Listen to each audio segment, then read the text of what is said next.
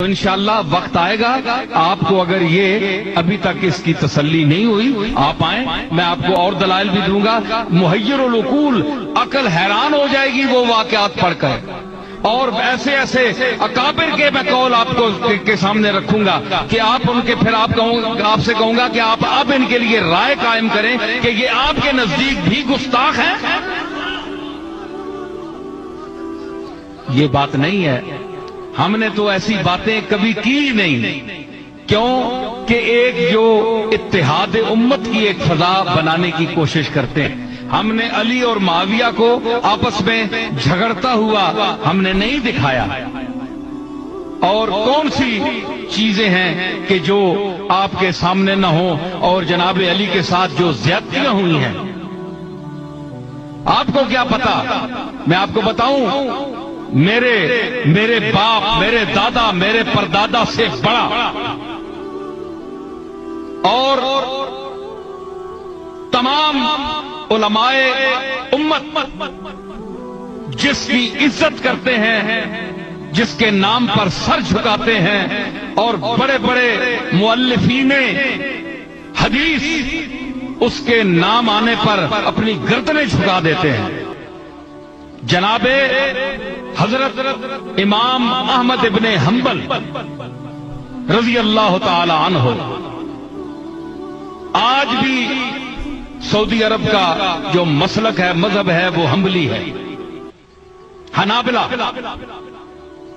ان سے پوچھا گیا، انہوں نے جو تقریر کی ہے، آپ امام احمد ابن حنبل کو بھی گستاخ کہیں گے؟ آئیے امام حنبل کو میں سامنے لاتا ہوں، انہوں نے اس سے بھی بڑی گستاخی کی ہے۔ میں نے تو کچھ کہا ہی نہیں، ان سے بڑی گستاخی کی ہے، اور آپ مجھے لکھ کر دیں گے کہ امام احمد ابن حنبل گستاخ ہے، پھر میں آپ کی اس تحریر کو علماء امت کے سامنے پیش کروں گا۔ یہ آپ آئیں گے تو آپ کے علم دائرہ بڑا بھی، مطالعہ بہت کم ہے، آپ آئیں، آپ نہیں بتا سکتے کہ انہوں نے کیا لکھا۔ میں اس مجمع میں وہ تفصیل نہیں بتانا چاہتا، میں اشارہ دینا چاہتا ہوں کہ ایک کتاب حضرت امام احمد ابن حنبل کے سامنے پیش کی گئی۔ آپ کو پتہ ہونا چاہیے کہ امام حنبل وہ شخصیت ہے کہ جو 6 لاکھ حدیثوں کے حافظ تھے، 2 لاکھ موضوع حدیثیں ان کو یاد تھی، جعلی حدیثیں جو لوگ بنا لیتے تھے، وہ بھی امام احمد ابن حنبل نے یاد کی، تاکہ پتہ چلے کہ یہ جعلی حدیث ہے یا اصلی ہے۔ اتنے بلا کا، حافظے کا آدمی، اور جس کا مقلد پیران پیر حضرت غوث پاک عبد القادر جیلانی بھی اس کا مقلد ہے۔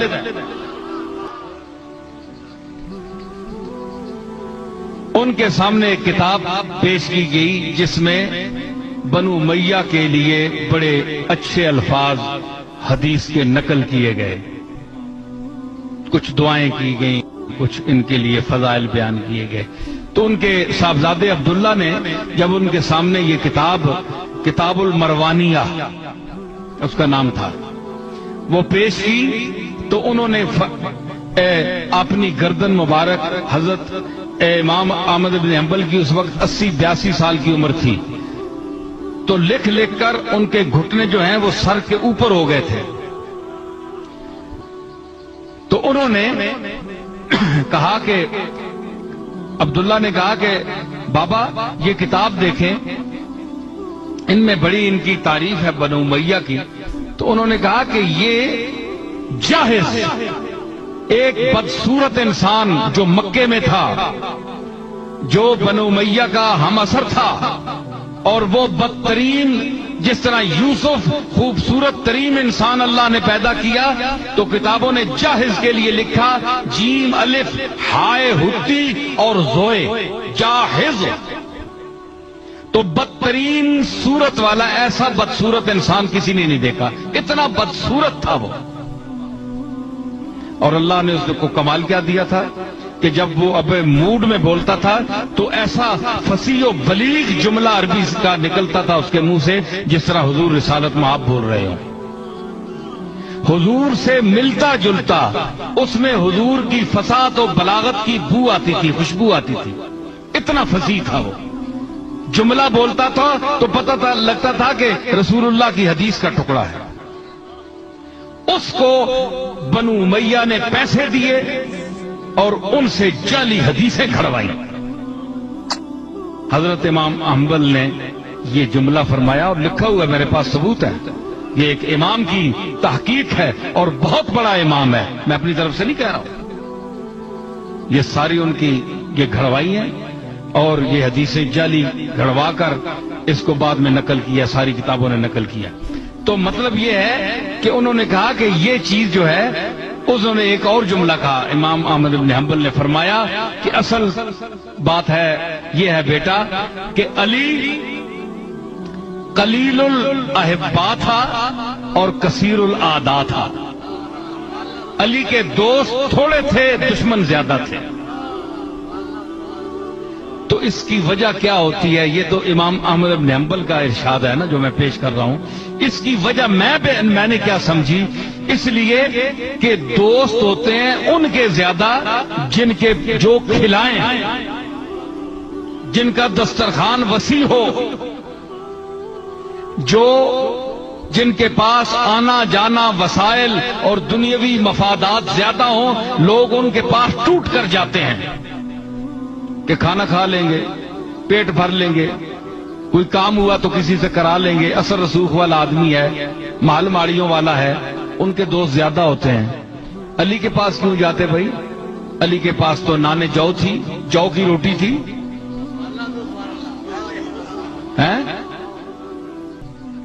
علی کے پاس جو کی روٹی،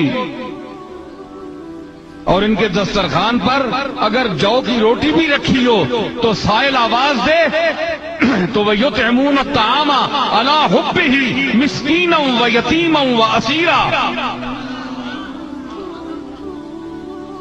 کے حوالے سے وہ یتیموں اور مسکینوں کو سامنے سے اٹھا کر روٹی دے دیتے ہیں، خود بھوکے رہتے ہیں ان کو دیتے ہیں.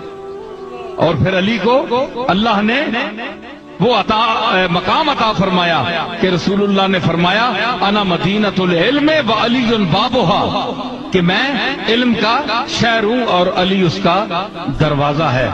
تو علی کو دروازہ فرمایا. حضور نے بھی فقر اختیار فرمایا. حضور کے گھر بھی دیگیں نہیں پکتی تھیں، آپ کا فقر اختیاری تھا. تو آپ نے 3 دن اپنے شکم مبارک پر پتھر باندھے تو وہی رنگ تھا علی میں.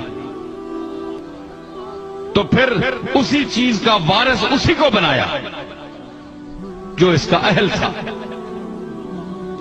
تو یہ چیزیں جو ہیں ان کے پاس آپ آئیں، دیکھیں. کسی صاحب کو کوئی سوال ہو، کوئی تکلیف ہو تو تشریف لائیں، ہم حاضر ہیں، کہیں بیٹھ کر بات کر سکتے ہیں. میں اس کے علاوہ اور بہت سی چیزیں پیش کر سکتا ہوں.